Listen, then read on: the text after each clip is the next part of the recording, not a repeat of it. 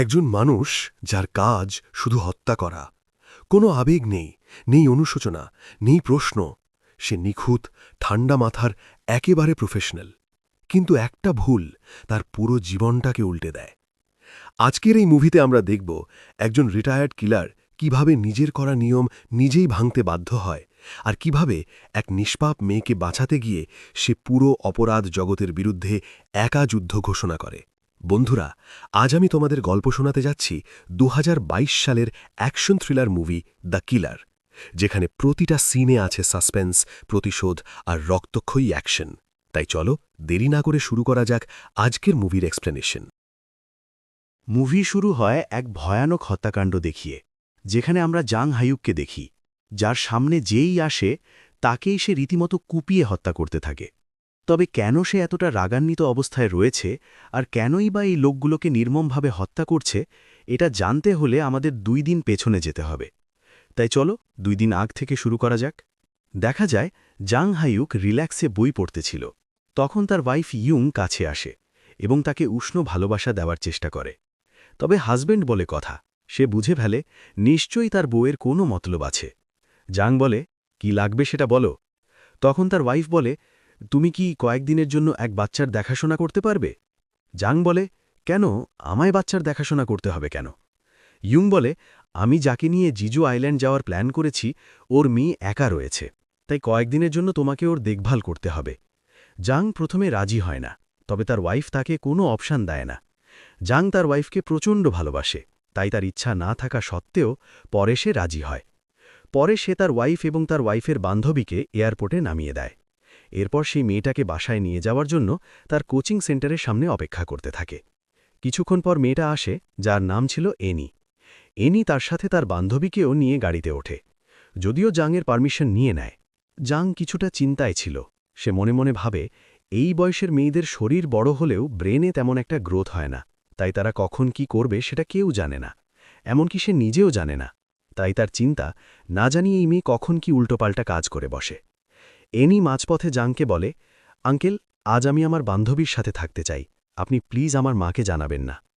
এটা শুনে জাং মনে মনে খুশি হয়। সে বলে, হ্যাঁ হ্যাঁ ঠিক আছে, তুমি চাইলে আরও কিছুদিন থাকতে পারো, কোনো সমস্যা নেই। এনি এটা শুনে মহা খুশি। পরে জাং এনির দেওয়া ঠিকানা মতো তাদের নিয়ে আসে। তবে নামিয়ে দেওয়ার আগে জাং এনির কাছে তার মানিব্যাগ চায়।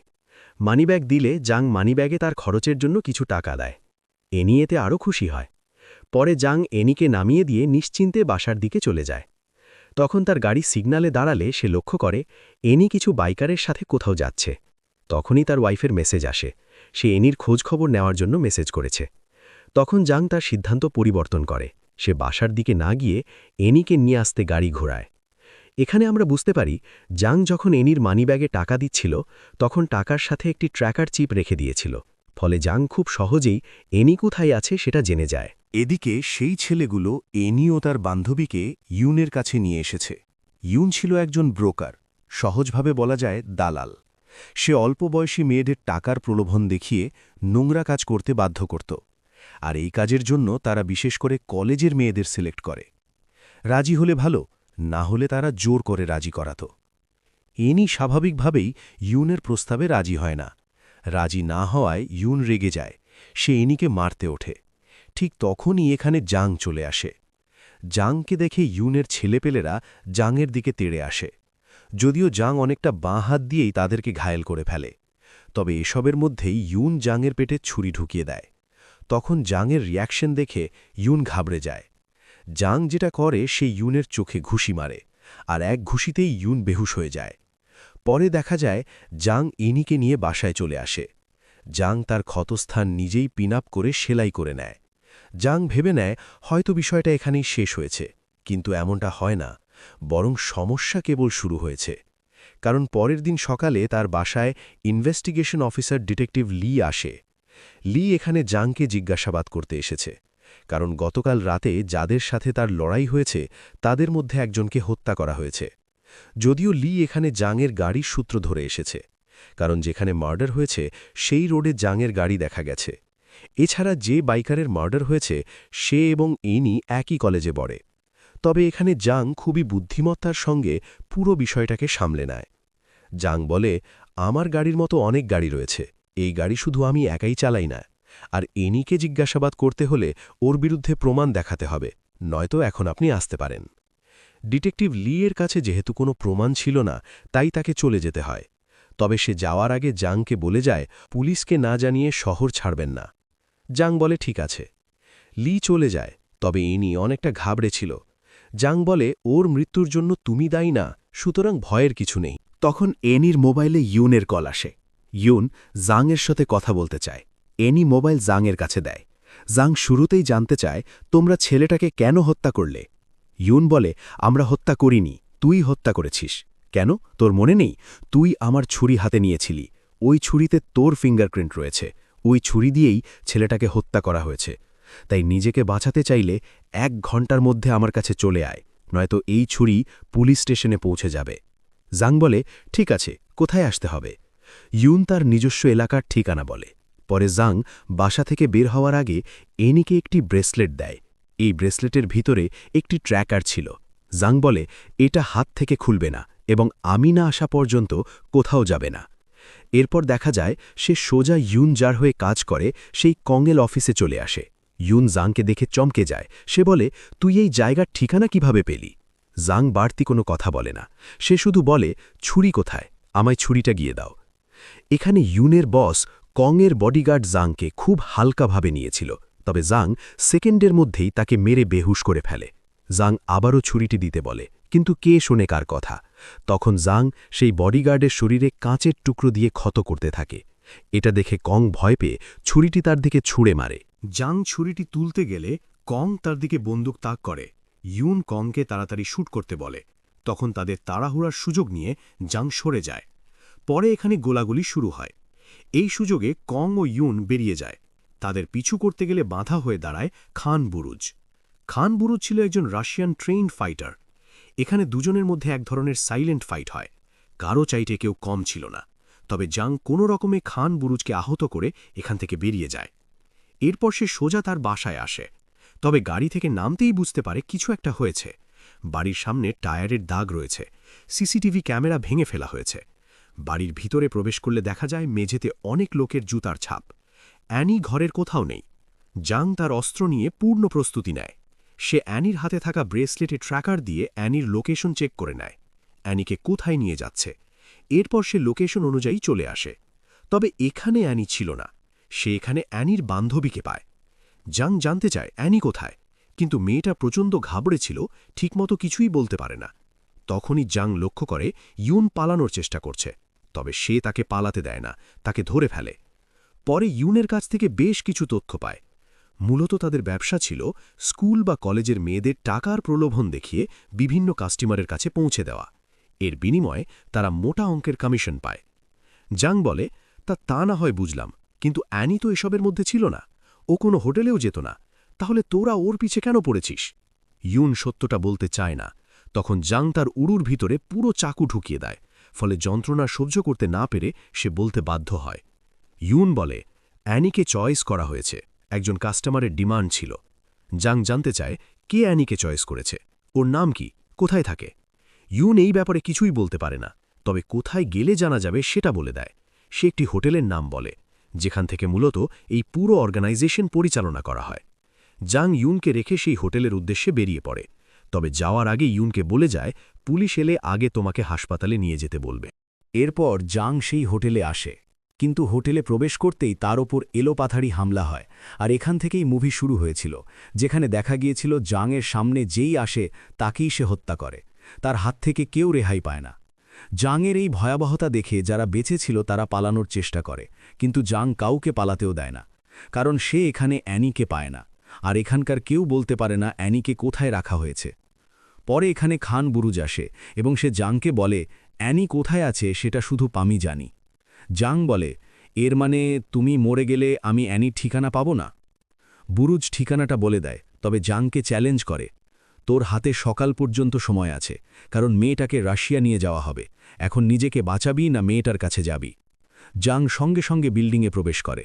সে ভাবে যদি এখানে বুরুজের সাথে লড়াই করে তাহলে সময় নষ্ট হবে, তাই সময় বাঁচাতে সে কৌশলে বুরুজকে ভিতরে আটকে ফেলে এবং বিল্ডিংয়ের ওপর থেকে নিচে লাফ দেয়। তবে নিচে নামতেই ডিটেকটিভ লি তাকে ধরে ফেলে। যদিও জাং তাকে বোঝানোর চেষ্টা করে কিন্তু লি কিছুই শুনতে চায় না। সে জাংকে হ্যান্ডকাফ পরাতে যায়। তখন আচমকা জাং তার হাত থেকে বন্দুক নিয়ে নেয়। এরপর তাকে নিয়ে সোজা শিপিং বন্দরে চলে আসে। কিছুক্ষণ খোঁজার পর জাং অ্যানিকে পেয়ে যায়, যাকে কন্টেনারের ভিতরে ঢোকানো হচ্ছিল। জাং ফুল স্পিডে তাদের গাড়িতে ধাক্কা মারে, ফলে গাড়ি উল্টে যায়। জাং গাড়িতে যতগুলো গার্ড ছিল সবাইকে মেরে ফেলে। তবে গাড়ি থেকে বের হলেই কং জাংকে মারার চেষ্টা করে, যদিও লাভ হয় না। জাং উল্টো কংকে ধরে ফেলে। সে জানতে চায় অ্যানিকে কে চয়েস করেছে, তার নাম কি। কং কিছুই বলে না। তখন জাং কংকে হেডশট দিয়ে মেরে ফেলে। আর এই পুরো ঘটনা ডিটেকটিভ লির সামনে হয়। জাং কংয়ের মোবাইল চেক করে। তখন ডায়াল লিস্টে প্রথম নাম্বারটায় কল দেয়। দেখা যায় নাম্বারটি ডিটেকটিভ লির ছিল। এর মানে দাঁড়ালো ডিটেকটিভ লি একজন ঘুষখোর অফিসার। সে নিজেও কংয়ের এই চক্রের সাথে জড়িত। যেহেতু সে ধরা পড়ে গেছে, তাই জাং তাকে সংশোধনের একটা সুযোগ দেয়, তার সাথে একটা ডিল করে। লির করার কিছু ছিল না। সে বাধ্য হয় জাংয়ের কথা শুনতে। পরে দেখা যায় পুলিশ এলে লি জাংকে এই ঘটনা থেকে সেভ করে। পরে এনিও জাংকে হাসপাতালে ভর্তি করা হয়। লি হাসপাতালে জাংয়ের সাথে দেখা করতে আসে। জাং তাকে আরও একটা কাজ দেয়। কং এনিকে কোথায় বা কার কাছে পাঠাচ্ছিল, কে এনিকে চয়েস করেছে সেটা খুঁজে বের করতে বলে। যদিও বিনিময়ে তাকে মোটা অঙ্কের টাকা অফার করে। লি তার কাজে লেগে পড়ে। এর পরের দিন লি জাংকে পার্ক ইয়ঞ্জুর ব্যাপারে জানায়, কারণ এনিকে পার্ক ইয়ঞ্জুর হোটেলে পাঠানো হচ্ছিল। জাং পার্ক ইয়ঞ্জুর ঠিকানা চায়। এরপর আমরা পার্কে দেখি যে কিনা তাড়াহুড়ো করে হোটেল থেকে পালানোর চেষ্টা করছে। তবে সে হোটেল থেকে বের হওয়ার আগেই জাং চলে আসে। জাং কোনো কথাবার্তা ছাড়াই পার্কের প্রতিটা লোককে শ্যুট করতে থাকে। পরে পার্কের কাছে জানতে চায় এনিকে কে চয়েস করেছিল। পার্ক বলতে চায় না, তবে মাইরের উপর ওষুধ নাই, ফলে সে বেশি সময় চুপ থাকতে পারে না, সত্য বলতে বাধ্য হয়। তবে সে যার কথা বলে সেটা শুনে রীতিমতো অবাক হয়ে যাওয়ার মতো পালা, কারণ সে এক বিচারপতির নাম বলে। তারা মূলত ওই বিচারপতির জন্য বিভিন্ন জায়গা থেকে মেয়েদের কালেকশন করে। এরপর তারা মেয়েদেরকে মামা কিমের কাছে দেয়। মামা কিম বিচারপতির টেস্ট অনুযায়ী মেয়েদের সাজিয়ে বিচারপতির কাছে নিয়ে যায়। সবকিছু জানার পর জাং পার্ককেও মেরে ফেলে। এরপর সে তার পূর্বের পরিচিত ক্লিনার টিমকে ডাকে, যারা এই হোটেলের প্রতিটা লাশকে তাদের সাথে নিয়ে যায় আর পুরো হোটেলটাকে ক্লিন করে ফেলে, যেন এখানে কিছুই হয়নি। এলবো তো জাংকে বলে, আমি শুনেছিলাম আপনি রিটায়ার্ড করেছেন, তাহলে এদের এই অবস্থা কেন? জাং বলে, এদের মারাটা জরুরি ছিল, তবে তোমার কাজ শেষ হয়নি, তোমাকে আমার আবারও দরকার হবে, তুমি প্রস্তুত থেকো। পরের দিন জাং তার পুরনো এক বন্ধুর কাছে আসে, যার কাছে এসে একটি স্নাইপার রাইফেলের অর্ডার দিয়েছিল। এই অস্ত্রটি সাধারণত কোরিয়ায় পাওয়া যায় না, এটা আমেরিকা থেকে আনা হয়েছে। তার বন্ধু বলে, তুমি আসলে কি করতে যাচ্ছ? জাং কোনো উত্তর দেয় না। পরে দেখা যায় লি জাংকে জানায় সে যাকে এনির মা মনে করছে সে মূলত এনির সৎমা। ৩ বছর আগে এনির বাবা এক কার অ্যাক্সিডেন্টে মারা গিয়েছে। তারপর থেকে এনি তার সৎমায়ের সাথে থাকে। লি তাকে সেই বিচারপতির খবরও দেয়। সেই বিচারপতি কোনো সাধারণ ব্যক্তি না, তার পলিটিক্যাল কানেকশন অনেক দূর পর্যন্ত রয়েছে। সে খুব পাওয়ারফুল ব্যক্তি। তাই সে জাংকে সাবধান করে তার পিছে যাওয়া ঠিক হবে না। তবে জাং তার কথা কানে নেয় না, বরং সে তাকে আরও একটি কাজ করতে বলে। এরপর আমরা সেই বিচারপতিকে দেখি, যে ছিল ১ নম্বরের আইয়াসি। মাতাল, মেয়ে মানুষ, মদ্যপান এসব নিয়েই তার রাত কাটত। আর এই পুরো রিসর্টটি তার নিজস্ব ছিল। তবে পুরো জায়গাটা টাইট সিকিউরিটি দ্বারা নিয়ন্ত্রিত। এখানকার সিকিউরিটি হেড ছিল খান বুরুজ। বুরুজ মূলত এই জজের হয়েই কাজ করে। এখানে দেখা যায় জাং তার অ্যাকশন শুরু করে দিয়েছে। স্নাইপার রাইফেল দিয়ে সরিয়ে ছিটিয়ে থাকা গার্ডগুলোকে খতম করে। এরপর রিসর্টের ভিতরে প্রবেশ করে। শুরু হয় বুরুজের টিম বনাম জাং একার লড়াই। জাং একাই লড়তে থাকে, তার সামনে কেউ টিকতে পারে না। পরবর্তীতে ডিটেকটিভ লি এসে সেও জাংকে সাহায্য করে, যেটা জাংয়ের জন্য প্লাস পয়েন্ট হয়। তবে হঠাৎ ডিটেকটিভ লি দল পরিবর্তন করে। সে এখানে জাংকে গান পয়েন্টে নেয়। বলে না, ঘরের শত্রু বিভীষণ।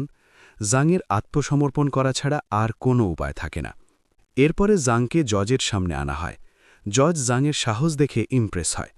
তবে সে জাংয়ের প্রশংসা করলেও পরে তাকে মেরে ফেলার অর্ডার দেয়। তাই ডিটেকটিভ লি জাংকে মারার জন্য নিয়ে যায়। তবে তাকে নিয়ে যাওয়ার সময় সুযোগ বুঝে জাং ডিটেকটিভ লিয়ের বন্দুক ফেলে দেয় এবং তাকে উথাম পিটুনি দেয়। এটা টের পেয়ে গার্ড চলে আসে। জাং একে একে সবাইকে ঘায়েল করে ফেলে।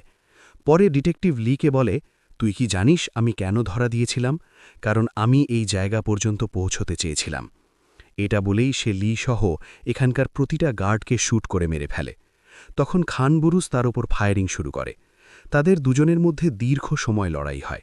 কারো তুলনায় কেউ কম ছিল না, একদম হাড্ডাহাড্ডি লড়াই হয়। সত্যি বলতে লড়াইটা দেখার মতো ছিল, তবে শেষমেশ খান বুরুজকে মরতে হয়। এদিকে জর্জকে দেখা যায় কারো সাথে শারীরিক সম্পর্ক করার পর গোসল সেরে রিল্যাক্সে ওয়াশরুম থেকে বেরোয়। তবে ওয়াশরুম থেকে বেরোতেই সে দেখতে পায় জাং তার সামনে দাঁড়িয়ে রয়েছে। জর্জ রীতিমতো ঘাবড়ে যায়। সে আশেপাশে দেখতে থাকে তার গার্ডগুলো কোথায় গেল। জাং তাকে জানায়, দেখে লাভ নেই, কেউ নেই, তোর সব লোক পরলোক গমন করেছে। জজ তখন ভয়ে জাংকে প্রচুর টাকা অফার করে, তার হয়ে কাজ করতে বলে। এমনকি সে যত মার্ডার করেছে এই সমস্ত ঘটনা থেকে তাকে মুক্ত করে দেবে বলে ওয়াদা করে। জাংকে বোঝায়, আমার সাথে মিশে যাও, তোমার জীবন রঙিন হয়ে যাবে, মেয়ে মানুষ, টাকা, আরাম আয়েশ যা চাইবে আমি তোমায় দেব। জাং প্রথমে তাকে বসতে বলে। এরপর সে তাজ্জব হয়ে বলে, এত কিছু হওয়ার পরও তুই নিজেকে বদলাবি না? এখনও তোর মেয়ে মানুষ আর এই রঙিন জীবনই রাখবে? এটা বলে জাং জাজকে শ্যুট করে মেরে ফেলে। আমার মতে এরকম লোকের জন্য এটাই ঠিক হয়েছে। এরপর জাংয়ের টার্গেট হয় মামা কিম। মূলত এনির সৎমাই মামা কিম। এটা সে জজের কাছ থেকে জানতে পারে, কারণ এনির সৎমাই এনির ব্যাপারে জজকে বলেছিল। এদিকে দেখা যায় জাংয়ের ওয়াইফের কাছ থেকে মামা কিম মানে এনির সৎমা কৌশলে বাইরে চলে আসে। তখন তার কাছে জজের নাম্বার থেকে ফোন আসে। মামা কিম ফোন রিসিভ করে। তখন সে বুঝতে পারে তার পেছনে জাং বসে রয়েছে। জাংকে দেখে সে থমকে যায়। জাং বলে, আমি আমার ওয়াইফকে নিয়ে খুব সেন্সিটিভ, তুই আমার ওয়াইফের সাথে কেন বন্ধুত্ব করেছিস? মামা কিম বলে, আমি জানতে পেরেছি তুমি অনেক ধনী, তোমার কাছে অনেক টাকা রয়েছে। জাং বলে, তাই তুই তোর মেয়েকে ব্যবহার করেছিস? মামা কিম বলে, কেন, তোমার মেয়ে মানুষ ভালো লাগে না? জাং তাকে গাড়ি স্টার্ট করতে বলে। এরপর তাকে একটি নির্জন জায়গায় নিয়ে আসে। এখানে জাং তাকে বলে, এনির পরিপূর্ণ বয়স হওয়ার আগ পর্যন্ত আমি ওর দেখাশোনা করব। মামা কিম ভয়ে আর রাগে এনিকে আজে বাজে ভাষায় গালি দিতে থাকে। তৎক্ষণাৎ জাং তাকে হেডশট দিয়ে মেরে ফেলে। এরপর এক নতুন সকাল আসে। দেখা যায় জাং তার ওয়াইফের সাথে দেখা করতে এসেছে, সাথে এনিকেও নিয়ে আসে। মানে এখন থেকে এনি তাদের সাথেই থাকবে। আর এরপরেই এই মুভিটির সমাপ্তি ঘটে। বন্ধুরা, আজ এই পর্যন্তই। আবারও কথা হবে অন্য কোনো মুভি নিয়ে। সবার জন্য শুভকামনা রইল।